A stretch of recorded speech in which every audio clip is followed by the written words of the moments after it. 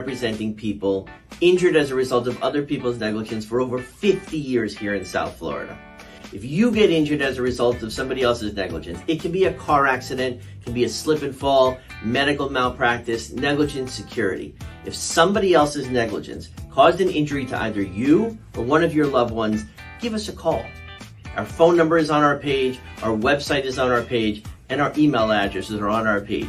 Please give us a call for a free consultation. We'd love to help you. Let Zach and I protect your rights. Hello, everybody.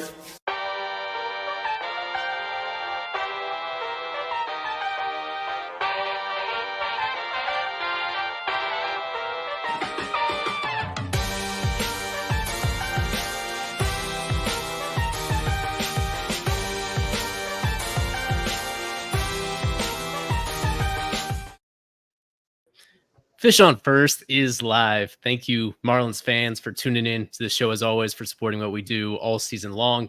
As we get down to the final stretch right here, FOF Live, presented by Berger and Hicks, as it has been all season long.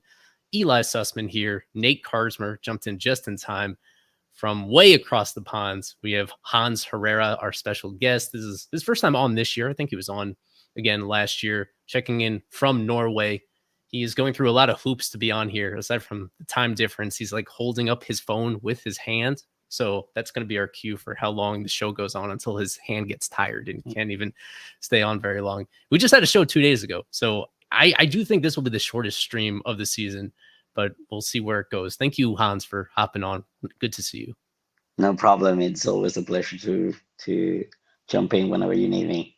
Yeah, well, I'm so short on topics that we're starting with a geography lesson just so that people can see where Oslo, Norway is in comparison to Miami right there. 11:34 local time as you're checking in right now. What has your Marlins following routine been this year? Are you usually staying up past midnight to see Adam Oller Of course not. against the Phillies? But I was lucky enough a couple of Sundays ago that it was the free MLB TV game. So I watched him pitch. He was pretty impressive. That was, I think, his previous start or the previous before that. And yeah, it was pretty good, actually. Yeah. Overall, he's like 3 for 4.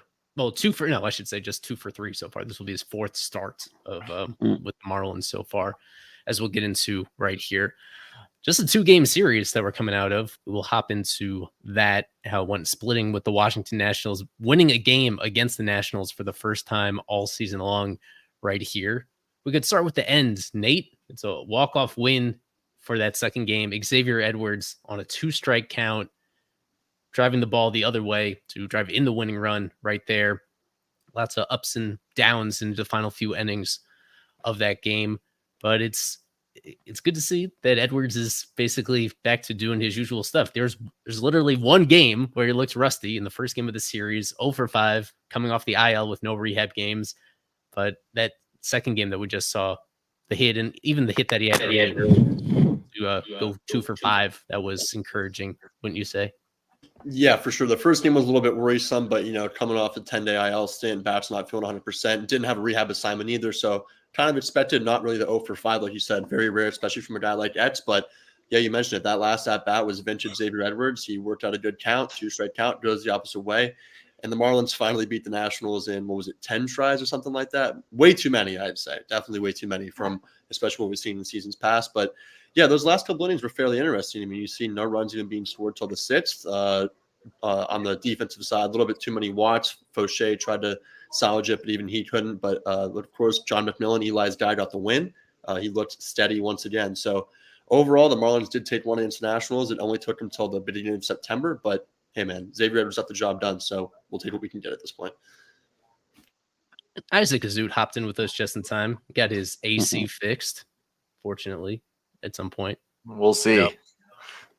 So, reason why they were in position they were leading the game pretty late and ultimately won. Valente Bellozo, bounce back start. You were there to witness it in person. Coming into this, he had back-to-back clunkers, even against not so great opposition that made you worry about that the Cinderella story was maybe coming to an end. It seemed kind of predictable But yet there's this new wrinkle that he throws into it. 6+ scoreless innings here. He started the 7th before getting taken out. What did you see from Belloso? Because it went against what maybe people were expecting. Like you said, the 2 clunkers, one of them was in Coors Field. So, even Skip mentioned it before the game. That was probably not the best environment for any pitcher, much less Valente Belloso to pitch in. And then he gave up a ton of more runs against the Chicago Cubs at home. So no excuse there. And yeah, it looked like the magic was starting to wear off. He comes in against a, pretty formidable, decent Washington Nationals offense, and he completely dominates them. Just the same sort of magic and fly ball rate that he's done all year long in his success. Not exactly a ton of deep fly balls. He did get a ground ball in the first inning, which was like, wow. If you look at his baseball savant page, he's in the 1 percentile of ground ball rate. It's unbelievable that he's getting this done. 1 strikeout, a couple walks. And I think if he's not walking, guys, he walked the leadoff man in the first 2 innings of yesterday's ball game. And then he was really able to settle down, throw a strike to attack hitters, and really did not give up a ton of hard contact like he has in his previous good outings. So aside from that Phillies start where he went 7 shutout, this was his best start of the year. So it was great to see that. And yeah, like you guys said, Nate, finally 0-8 against the Nationals going into yesterday's game. They finally win after the last 2 years being 26-6 against the Nationals. They are 0-8, being outscored 54-20 in those 8 losses against Washington this year. It was just absolutely absurd to see them struggle this much against, in all fairness, a mid team like this. But hopefully, when Miami goes to DC next week, I think it is, that things will even out a little bit. I hope. This is my first time in a while looking at his savant page, and It's not all pretty. all the dark blue in there. And the one strength that he has is his fastball performance. When he has at-bats ending in his fastball, good things happen. There's occasionally some strikeouts. There's a lot of pop-ups right there. For a fastball that's averaging 89 miles per hour from a righty, that is all the way at the bottom of the scale in velo, I think it shows right there. His fastball velo is in the 3rd percentile. His fastball run value, at least using this calculation, is elite. So it really does not add up all that much. The ERA estimators disagree with him disagree with the results that he's gotten. They see him as a mid-5s ERA talent player, and it's the kind of guy that you wouldn't expect to be in this rotation a whole lot longer. I did put this together right before the show, though, just to look at the guys who have made the most starts for the Marlins this season, along with their ERA. The only one there that's ahead of Belloso in the ERA department, or the one that's anywhere in the same area code, is Ryan Weathers. And then it's Belloso at 3.78. And then everybody else, this tells the story of how a team is going to lose well over 100 games. All these other guys, ERAs 4.5 or higher, and most of them are 5+. Whoever they've tried in this role, for whatever variety of reasons, hasn't performed very well, with a few exceptions. And Belloso being one of the very few exceptions so far. Max Meyer not being one of those. He was the one that pitched in the first game of the series.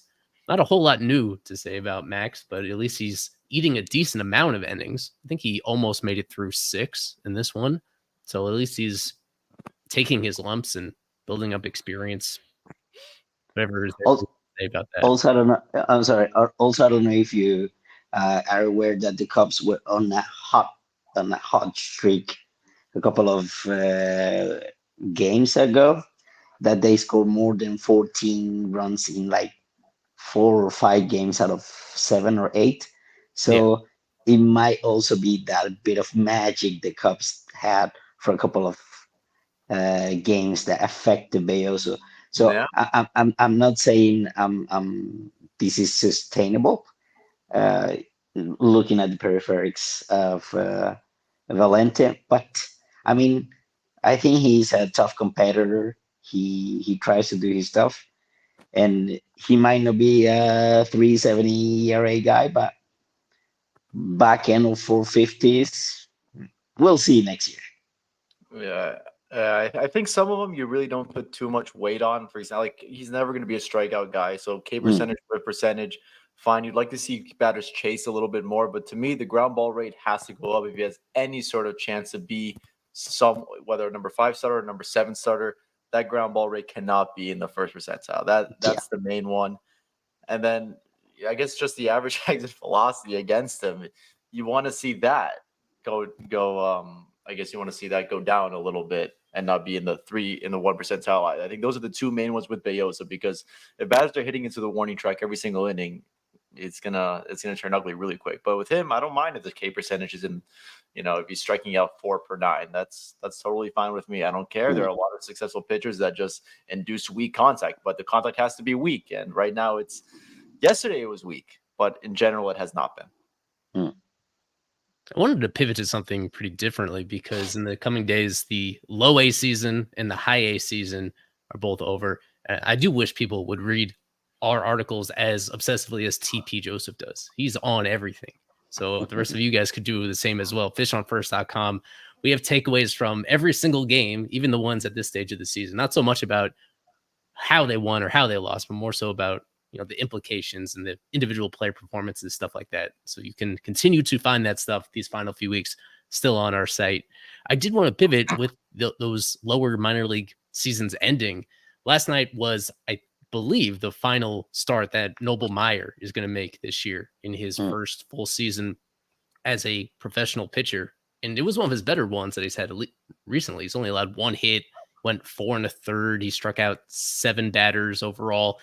And this is somebody who I think the consensus was at this time 1 year ago that he was the best pitching prospect in the organization. As early as spring training this year, we started to waver on that, thinking that maybe Thomas White had passed him. And then almost as soon as the season started, it became clearer. As the season has gone on, there have been some ups and downs, but probably more downs than ups, all things considered.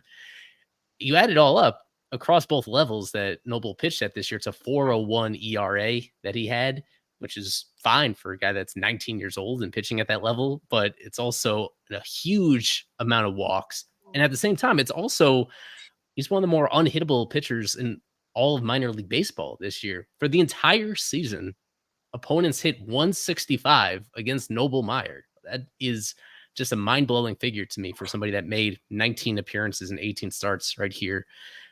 I wanted to get your opinion, Nate, just to sum up how we feel about Noble now compared to at the start of the year, because we've seen a lot of him and there've been some frustrations, but yeah, there's just a lot to wrap your head around, I think. Yeah, I mean, like you said, he's only a 19-year-old kid pitching at high A. When he was in Jupiter with Thomas, he was absolutely dominant. Even in the Futures game, which Thomas didn't do that well in, Noble was really good. Honestly, it could be a case of him maybe not trusting his stuff that much, being a 19-year-old at that level. I mean, you look at the watch per 9, 7.2 is obviously not that good. And you mentioned it perfectly that opponents aren't hitting that well against him. I think it could just be a case of him not wanting to attack guys as much as he should, because he has a wipeout slider, really good fastball. His changeup's coming along, especially in this organization. So, it wasn't really what we were expecting coming into the season. Maybe we expected a lower ERA, obviously lower walk numbers and higher K numbers, but I'm not too worried about Noble. I am in agreement that Thomas White is the safer, and he is probably, the top prospect in this organization. But Noble's only 19 years old. I think next year when he's going to repeat high A, hopefully he can get a double, maybe triple A by the end of next season. But I'm not too worried. Overall, a little bit disappointing, but there was a lot to like, a lot to dislike. But I think next year we'll get definitely a clear picture of what Noble brings to the table. That's for sure.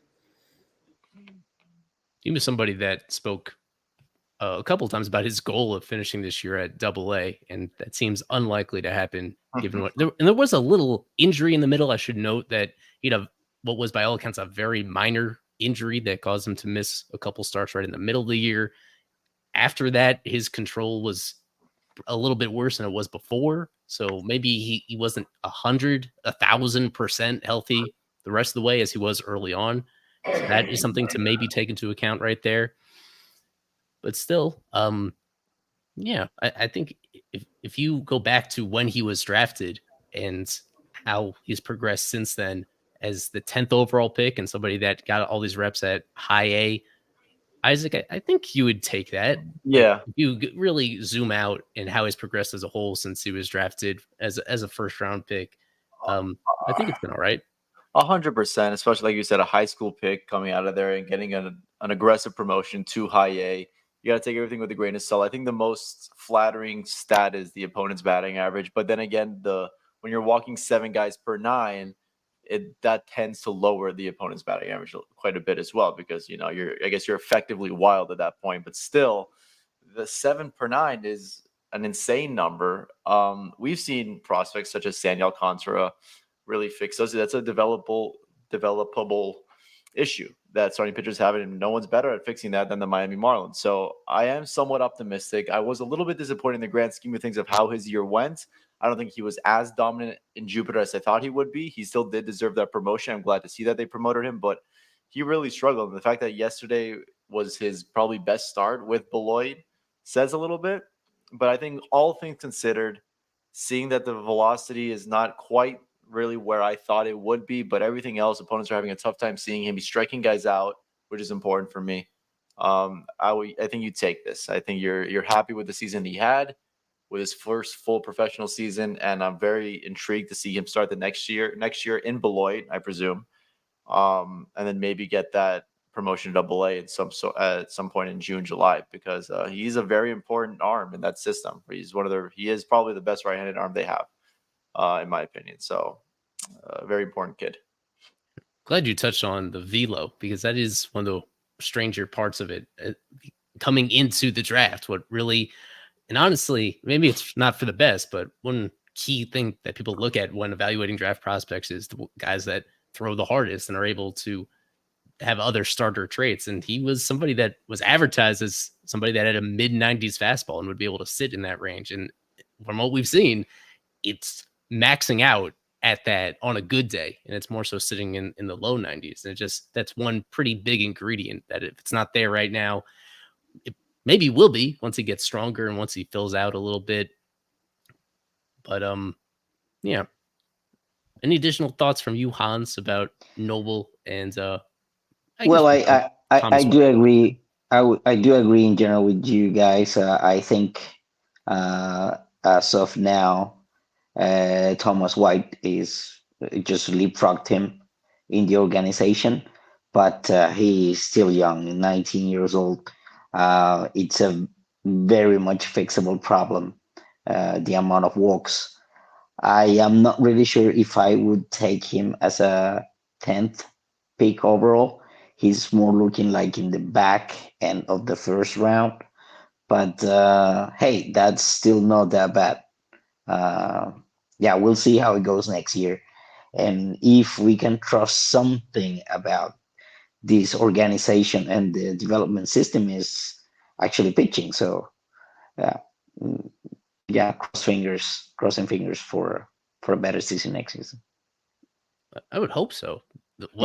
One question about the pitching development is that they did let go of their longtime pitching coordinator. If we talked about him on a previous stream, Scott Aldred, when it was a few weeks ago, some of the changes that from Bendix that had been reported out there, you would think that they're going to be able to keep some of the ingredients that made them successful at that, but there's going to be turnover compared to the pitching guys that they had in recent years at the, hopefully to benefit bringing more personnel that can help on the hitting side and fill those deficiencies that this organization has had for a while now.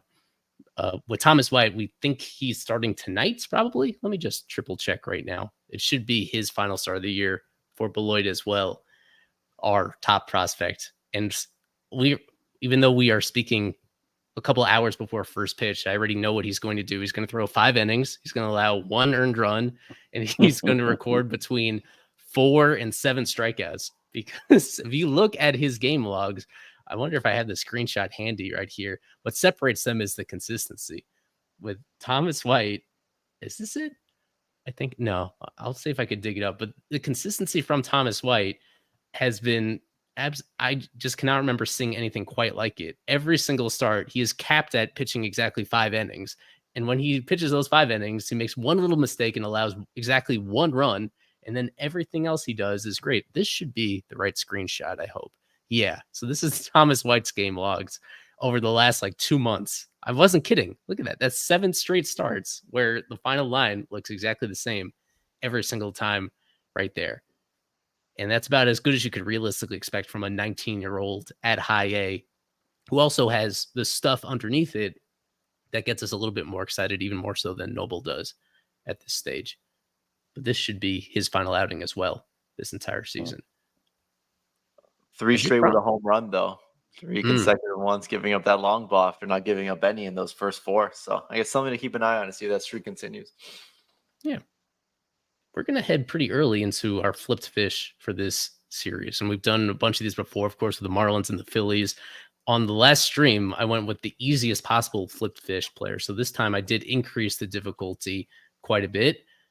Marlins, Phillies, I pick a guy who spent part of his playing career with both of these franchises at one point. And this is somebody that played for several other franchises in addition to the Marlins and the Phillies. I'm giving it a 7 out of 10 difficulty right here for this guy being described as a right fielder, played the vast majority of his games in right field during his career. Debuted in 2005 and played his final game in 2016. You see the stats overall, 160 home runs over the course of his career. And only 40 years old right now. Think it over. Go to the break. Come back on the other side with the reveal. We'll talk a little bit more about the Phillies. We'll get some more of your questions and takes in the live chat. So stick with us here on FOF Live. We have been representing people injured as a result of other people's negligence for over 50 years here in South Florida. If you get injured as a result of somebody else's negligence, it can be a car accident, it can be a slip and fall, medical malpractice, negligent security. If somebody else's negligence caused an injury to either you or one of your loved ones, give us a call. Our phone number is on our page, our website is on our page, and our email addresses are on our page. Please give us a call for a free consultation. We'd love to help you. Let Zach and I protect your rights. Harder one than usual here for Flip Fish. Isaac got it, though. Nice. Hans was going with Wes Helms right there. But I think I did Wes Helms earlier this season at one point. He did play for both teams, but he was maybe not. Maybe I did Greg Dobbs earlier this season, not Wes Helms. Yeah. Wes Helms was a Philly in between his Marlins. In 2006, he was with the Marlins. 2007 with the Phillies, and then the rest of his career with the Marlins. I did not remember that at all. Nice one, Hans. Yeah. Well, that's not the correct answer. The correct answer is Jeff Francoeur, who was with the Marlins during his final major league season, and he was only with the Phillies for also just part of one season right there. Most famous for the Braves, of course. It feels like half of his WAR came in his rookie year, his very first season with the Braves, where he was just unstoppable for the course of a few months right there. He was one of those consensus super duper top prospects coming up at the time as well. So he lived up to that hype. I think it was more about his arm than everything else. Yeah. What else did I want to get to on this stream? Oh, I like last time I enjoyed doing this where I pulled up the season series between these teams entering this. 9 games down, 4 games to go right here. So this is a quick summary of what the Marlins and Phillies have done against each other in their 9 meetings this year. The Marlins 4-5 against the Phillies.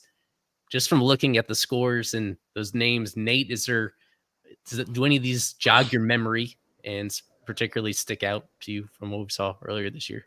I believe that Sunday game in May. I believe that was Easter Sunday, and I think that was one of the wildest walk-offs I've seen in a long time. I think it was Emmanuel Rivera that hit it, and it went off Gregory Soto, if I'm correct. I think I was I'm not too sure with that. I'm honestly surprised. It does not feel like it, but Marlins in the past couple of years have been playing the Phillies pretty tight, at least in the regular season. I wish it would have happened in the playoffs last year, but I believe they won the season series last year. If not, it was very, very close, and they've been honestly playing them pretty tight, even dating back to the past couple of years. And then we touched on earlier, man, that Valente Belloso start when he went into Citizens Bank Park and absolutely shut that lineup down right after Alex Carr was talking about it, not to panic, and then Belloso goes in there and shuts him down. So that was definitely, I think that one when Belloso was masterful was probably the most memorable one for me. Yeah, me too. That was very impressive in his young career, I would say. Right. It wasn't just the performance. I think that was also on the strikeout side. It must have been his season high. Oh no, actually, I remember he had even more strikeouts on one of his earlier games right there. The final line against the Phillies was only 4 Ks, but I think he had one at the very end that kind of punctuated it and brought all the vibes in it. He didn't allow a single home run. I do remember when previewing that series where it felt by all accounts to be a terrible matchup, and then somehow kept the ball in the yard against them right there. But since then, the Phillies have been relatively hot and have gotten things together, especially as of late.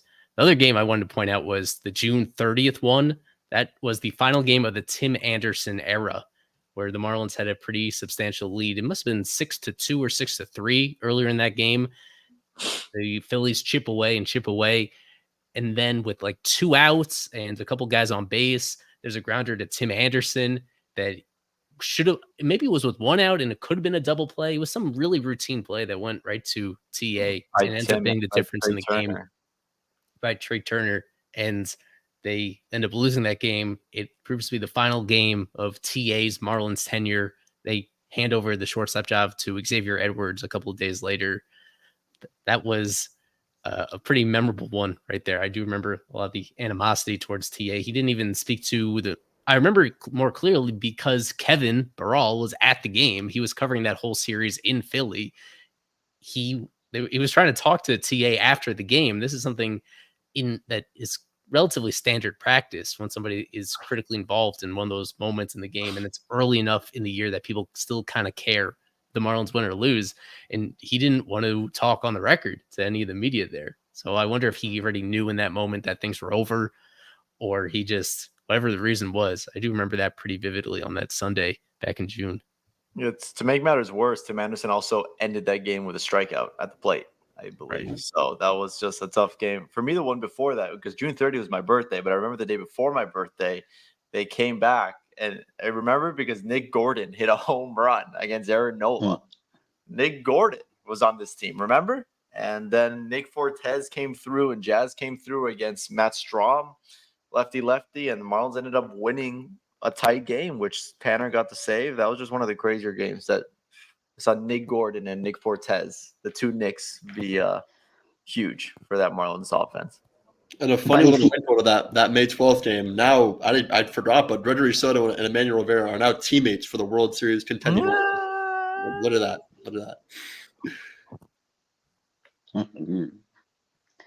But isn't Nick Gordon like 4th or 5th place in the current season Marlin home runs list? Like it's Berger and then Jesus and then Jazz and then Nick Gordon. I think so.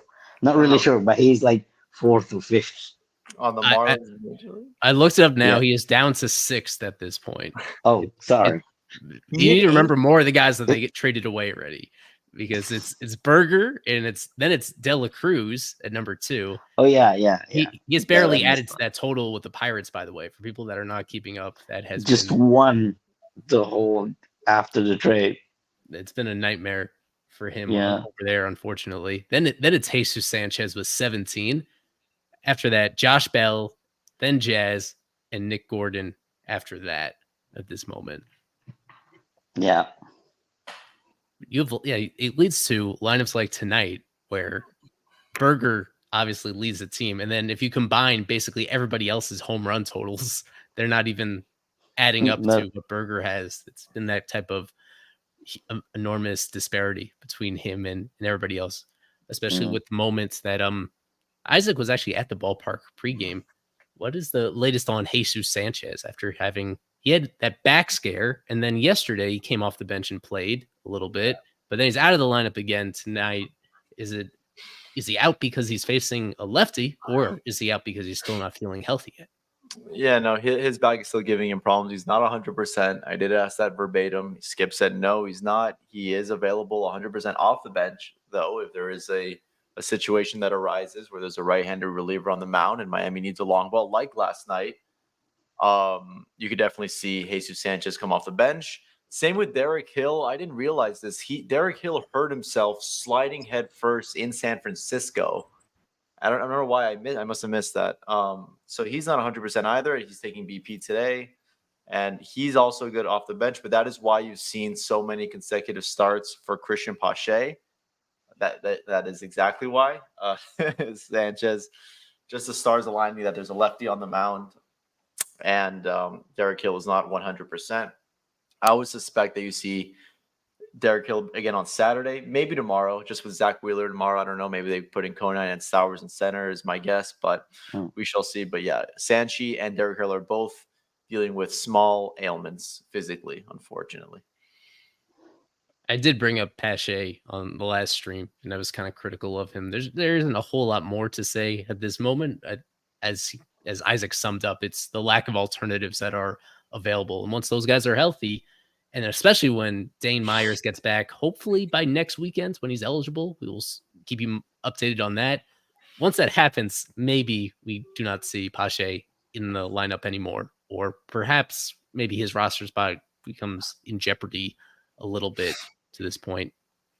Other than that, those top 4 in the lineup have been pretty consistent for a while now, outside of the Edwards IL stint that he had.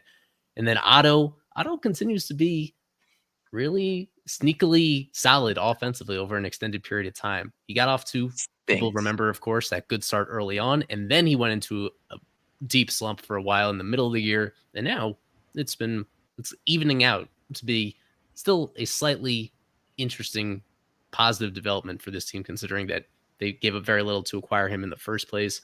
Kyle Stowers batting lower than usual because they're facing a lefty, and Griffin Conine not in the lineup at all because they're facing a lefty right there.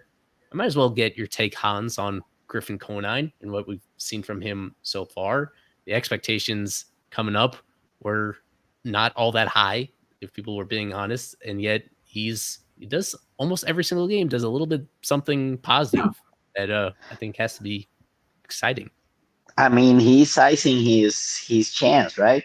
It's really nice to see, like, he's given the opportunity, and he shows that he's excited about it, working hard to, do his job, contribute to the team.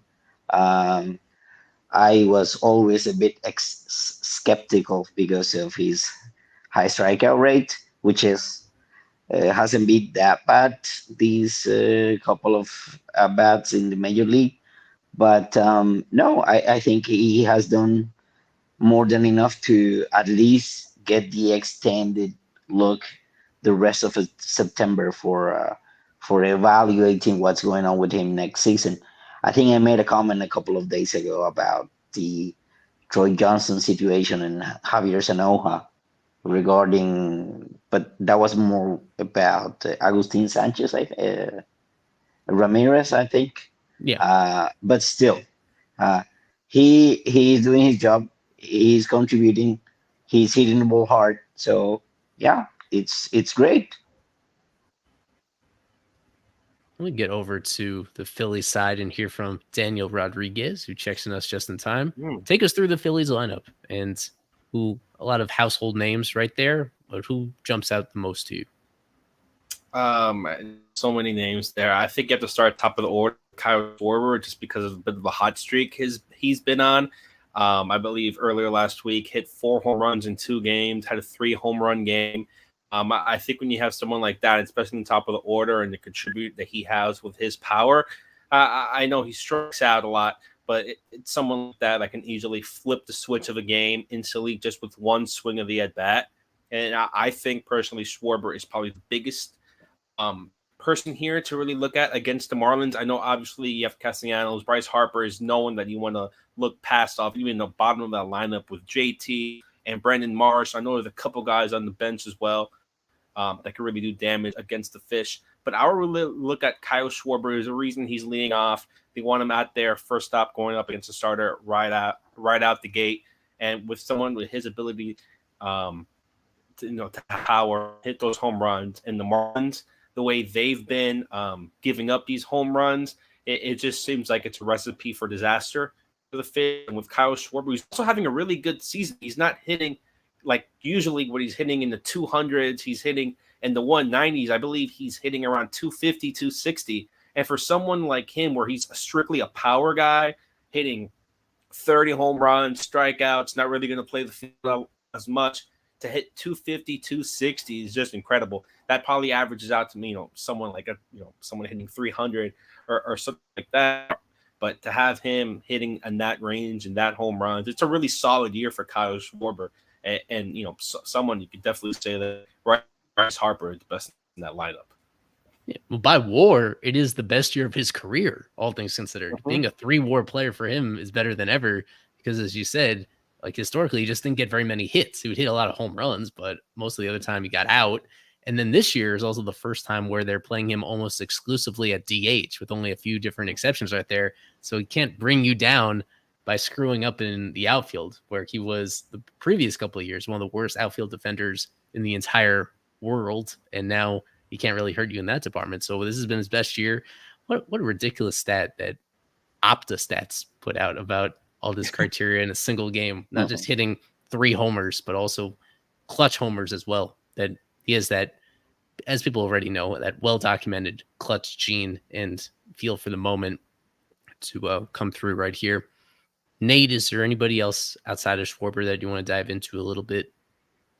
Probably right behind him, honestly. Trey Turner's had a pretty good past couple of weeks. He's hitting over 300, has a couple extra base hits. He's done a homer, 2 doubles, and of course, not striking out as much. Obviously, how many bases does he have? Can't even find it, but he does have 14 hits. So that guy, it's been well documented in the past. When he first got the Phillies, struggled a little bit, and then as soon as that little standing ovation from the Philly fans happened, he kind of got right back on track, and he's been the Trey Turner that he was with Washington and with Los Angeles, and even back to his high school days back in South Florida at Park Vista. So he's making a little bit of a homecoming. He's going to probably have a lot of fans in the stands. So just want to keep him off the base as much as possible. He's probably the prototypical leadoff guy, but Schwarber, they want to go for the more 3 true outcome approach, which is, we've seen in the past. It's clearly worked for Philadelphia. It's clearly worked for Schwarber. So I just like the second leadoff at number 2, and if that guy gets on base, I'll just say watch out. So of course, you got guys like Harper, Castellanos, who's also from South Florida. Honestly, all the way down to even Johan Rojas and Brandon Marsh, who have killed the Marlins in the past. So definitely want to keep these guys in the yard and off the bases. That's for sure. Yeah, with Alec Boehm, he's still on their active roster. He's still around. He might play in this series, but for now, he has a hand injury that has been bothering him for almost a week right now, which means that Cody Clemens, the son of Roger Clemens, is getting a lot of run. And pretty quietly, he's playing really well this season. Cody Clemens in uneven playing time. It's a small sample. It's only been 27 games, but it's an 803 OPS. I think very recently during their series against the Blue Jays, he had a clutch home run for them. That made the difference in that game right there. So I'm impressed. I did not expect anything from any of the Clemens children this year at this point. I thought they had all kind of were on their way out of the league and out of affiliated professional baseball, but he's still sticking around. He's still contributing to this team, and he still is, at least for this first game of the series, going to be a factor. He's playing third base for the Marlins, right? Against the Marlins for the Phillies. So just pulling up the probable starters right here. Adam Oller starting tonight against Ranger Suarez. And we should have mentioned it before. The last time the Marlins faced Suarez, they lit him up. That was at a time of year where their stats against lefty pitching were some of the worst in the league, and they lit him up for 6 runs on 10 hits. Both of those are the highest he's allowed in any start this entire season. This is their first meeting since then. Zach Wheeler versus Eddie tomorrow. Aaron Nola versus... Why is Darren McCacken still getting starts? I guess they're out of alternatives at this point, but I was surprised that they've already penciled in McCacken to make a second start here. He wasn't awful in that previous one. It's just that it got wobbly, and it started off wobbly for him, and the expectations aren't really there. That should be interesting, though. Darren McCacken facing this Phillies lineup on Sunday. The last game is for the Phillies? It was mentioned. It was somebody that I didn't really recognize. Some sort His last name is Johnson, but I don't know him. Johnson. Yeah. Ooh. I just saw it before the show. Yeah. Johnson. Seth Johnson. Seth Johnson. That's right. Okay, so he was traded over from the Orioles at the deadline. Seth Johnson. The Marlins have not. Has he pitched in the big leagues? Or I think this will be his major league. Probably not. Yeah, should be. Yeah. Major league debut for Seth Johnson on Sunday against Max. He's got 2.33 ERA in the minors this year. He's been excellent. Interesting. Do the Phillies still have one of the best bullpens in baseball? I believe. Remember, a couple weeks ago when we were talking about the Phillies on that live stream, they had one of the best. I know they've done pretty good. I know Jeff Hoffman, Kerkering, I believe, and Spencer Turnbull. Matt Strahm was an all-star this season. Just like asking, do you still have the top bullpens, and do you see that as like an issue facing the Marlins? Where they have to face 3 top guys in Suarez, Wheeler, and Nola, and then they have to go up against a pretty impactful bullpen. That's an interesting topic to bring up. You should host these shows once in a while. I think you Right? have a talent for it. I love the screenshot of their current bullpen. They've 10 guys in there for the moment before they make a corresponding move. Right, they moved the first thing forward. that jumped out is that they have Taiwan Walker pitching mop-up innings at this point. Taiwan Walker is making like $20 million a year from the Phillies. Yet they're at a stage of the season where they're trying to sew up the best record in the National League. They're trying to win games. He still has at least a year remaining on his deal after this year, yet they've already made the call that he's not going to be a productive member of their that he's not deserving of a rotation spot right now, that they're going to call up, as we just mentioned, Seth Johnson, instead of continuing to give this veteran some more run in their rotation when he struggled in those previous chances. That's the first thing that stuck out. But of course, he's not pitching important stuff.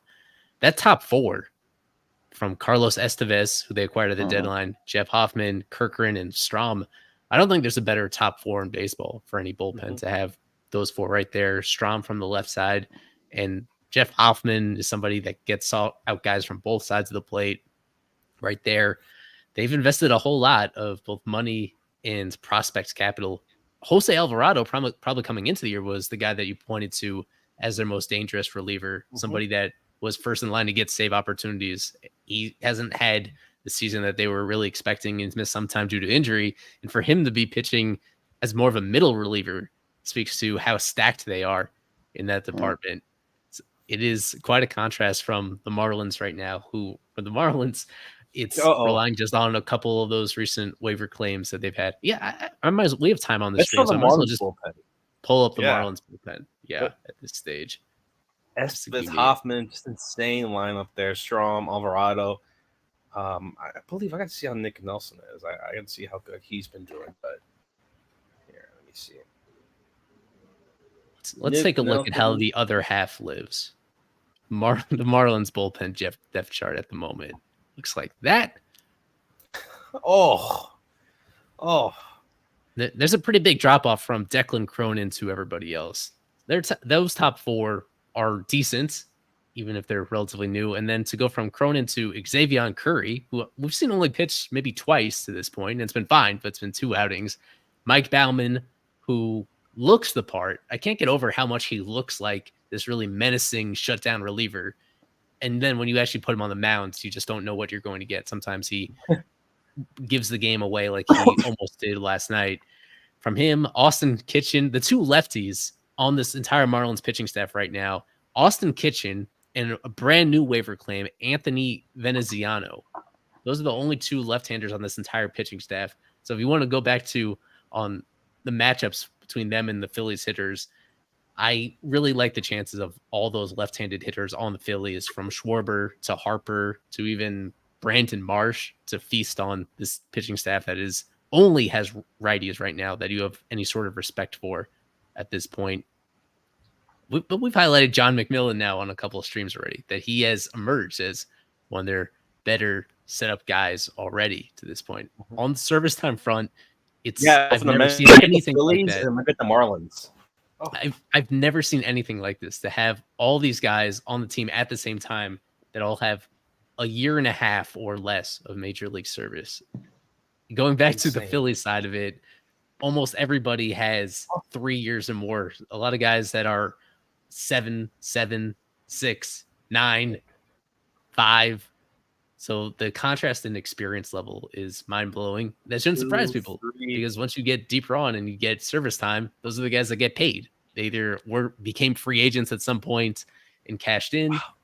That's crazy. And if nothing else, maybe got an extension early on. Wow. Yeah, between Kitchen and Maldonado, those guys debuted this year. And then so many of these other guys are pre-ARB. So they're very cheap. And the question is, are they good enough for this team to actually be on a solid footing beginning next year and beyond? That is the balancing act that you try to deal with when you're a low revenue, low spending team, is cycling through these relievers, betting on the stuff that they have over the lack of experience, hoping that it translates, that they make those little adjustments to figure something out, the way that McMillan and Tinoco already, since coming over to the organization just a month ago, both of those guys have figured out something interesting that is already translating to results at the highest level. Other than that, yeah, these games, there's going to be no lead that is safe in the later innings. You got to score as much as you physically can for those things to hold up so far. Yes, Veneziano. He was claimed from the Royals. I've never seen him pitch, but he is a lefty, and he is now a Miami Marlin. Not officially a Marlins big leaguer yet. He hasn't made his debut. This weird storyline that I've been following is the Marlins' quest to use more total players than any team has ever used in the season before. They have used 66. The all-time single-season record is 69, set by the Cubs in 2021. When Veneziano makes his debut, he will be number 67 for the Marlins. But if we see him, it will probably mean that it's a blowout game and the Marlins are trailing.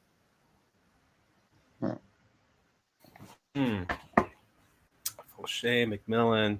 I would love to see a comparison of their bullpen now compared to maybe the opening day bullpen. Just, not great. The only one on this list that was in the opening day bullpen must have been Declan Cronin, and he was very memorably sent down to the minors a few days into the season because they needed a fresh arm. Everybody else was either on the injured list or in a different organization entirely or in the minor leagues when the season started. So a whole lot has changed in just a short amount of time right there. The only upside is the age, right? I think the oldest is 29?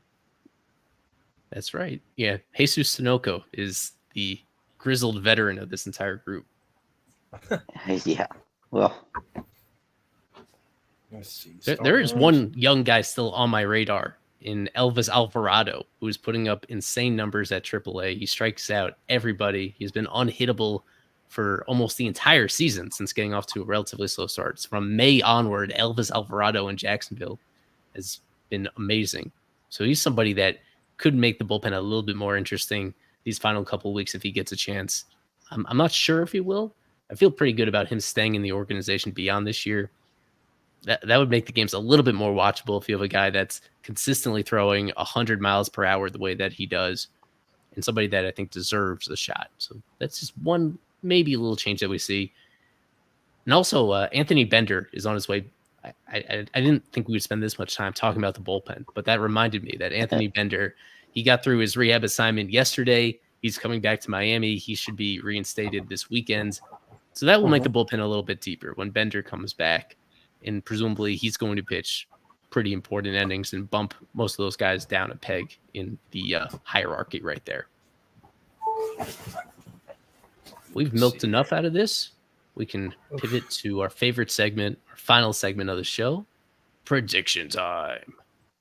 This is prediction time. I don't want to toot my own horn here, but I'm really good at this. Quick look at our leaderboard as usual, if I can find it right here, because we do have our leader with us in Daniel Rodriguez. Only 7 series remaining in this Marlins season to predict. 2-point lead for Daniel ahead of Sean Millerick and 10 of spades right there. I've been doing pretty well recently, not to toot my own horn, but I'm now in 5th place right there at 47. Nate just one behind me. A lot of people still in contention between our staffers, our super subs, and our live stream guests right here, predicting how many games the Marlins will win, who will be the series MVP. Could come from either team. We do have a press box prediction time video from the field, so let me pull that up. We got our series predictions of a 4-game set with the Philadelphia Phillies. I'll start. I believe that the Marlins are going to lose 3 out of 4 here. I'm going to give MVP to Zach Wheeler. Hector? I'm going to go Phillies, take 3 out of 4, and Carl Schwarber's been seeing the beach ball to play lately, and I think that continues. So Schwarber's my series MVP. I would say 3 out of 4 as well. I had Wheeler as my MVP, but I would go now with Aaron Nola as the series MVP. And Oscar Prieto Rojas here. I'll have 3 out of 4 always. Swift is so difficult. But I'll put Bryce as the MVP. Bryce Harper MVP for Oscar. Back to you, Eli. That was Oscar Prieto Rojas in the corner. His prediction time debut. First time hearing him. Try to enter the mix right here. 4-game series. Ali Sanchez. That's right. Ali Sanchez. 4-game series right here between these teams. Let me cue the music. We will start. All right, I'm starting it off. Let's go. Phillies take 3 out of 4. Again, when you're facing Ranger Suarez, Zach Wheeler, Aaron Nola, that is a recipe for a disaster. My MVP, Kyle Schwarber, he hits a home run in 3 out of the 4 games. Nate Karsmer, go ahead. I got to get points on this, Danny. I was going to do a 3 out of 4, but I'll take a series split this time. And I think the Marlins will continue to play the Phillies fairly well. I mean, you saw in the past, who knows? Marlins, they're at home. Who knows what can happen? Series MVP, I mentioned in the past, coming home back to South Florida. Trey Turner staying hot. Maybe a bomb or two, a couple stolen bases. Trey Turner MVP. Hans, you get the idea how this works? Your turn. Yeah, I think I'm gonna go also with the split series, and Star Wars is gonna have a good weekend, so I'm gonna go with him. Finally, me. When it's an even number of games, I usually go with a split. In this case, I think it's just too overwhelming an advantage for the Phillies in this one, playing relatively well. And I touched on the advantage they have platoon-wise, basically no lefties to fear on this entire Marlins pitching staff, and that will lean into the hands of Brandon Marsh. The Phillies winning 3 out of 4 games. I think Brandon Marsh should be starting most of these games for the Phillies. Definitely don't expect him to get very many MVP love from other people, so I will go with him. 3 out of 4 for the Phillies, and Marsh making the difference in this 4-game set. There we go, FOF Live. I meant to wrap in Miami Dolphins Week 1 predictions in here, but I didn't give the super subs or the press box people a heads up on that between the Dolphins and the Jaguars. Who are you going with in that one, Nate and Daniel? I'm not the biggest Tua believer, but I'm not the biggest believer in Trevor Lawrence either. So Dolphins have overall better roster. I'll have the Fins take Week 1. I'll go with the Fins. I think the Dolphins take it. I think the firepower, Tyreek Hill, the run game is going to be too much of an impact for the Jaguars against Trevor Lawrence. Don't be surprised there. They do have a lot of good weapons also for the Jags, but I think it's just too much for the Dolphins. I think they win it 21-10. I don't know if you follow the NFL, Hans, but if you do you have I do, but not as much as I used to. I don't know. I think it's going to be a close game. So let's say 24-19 for Miami. Okay. I'll go with the upset just because I like the chaos. I think the Dolphins are a better team, but they lose this opening one. Some controversial Tua decision where his throw is just not quite as accurate as it should be, and people really put it under the microscope. Jacksonville 29, the Dolphins 27. That's gonna be my prediction for Week 1. I'm gonna pretend the Dolphins prediction, Eli, since you chose the Gators not too long ago. I'm just gonna pretend subconsciously the Dolphins. 41. Yeah. You know what happened last time the Dolphins played an early game? The Broncos, I think that was 70-20 around there. I don't think those were 7, but 41 might be closer than that. This will wrap up our show. FOF Live, Eli, Daniel, Nate, and Hans from all the way in Oslo, Norway, staying up late with this one. Isaac was on with us earlier as well. So thanks everybody for tuning in to this show as we get closer and closer to the end of this Marlins season. But we'll have you covered every step of the way down the stretch on Fish on First, fishonfirst.com for everything that we do, all things Marlins. Thanks for the support, and go Fish. Have a wonderful evening. Let's go! Wow!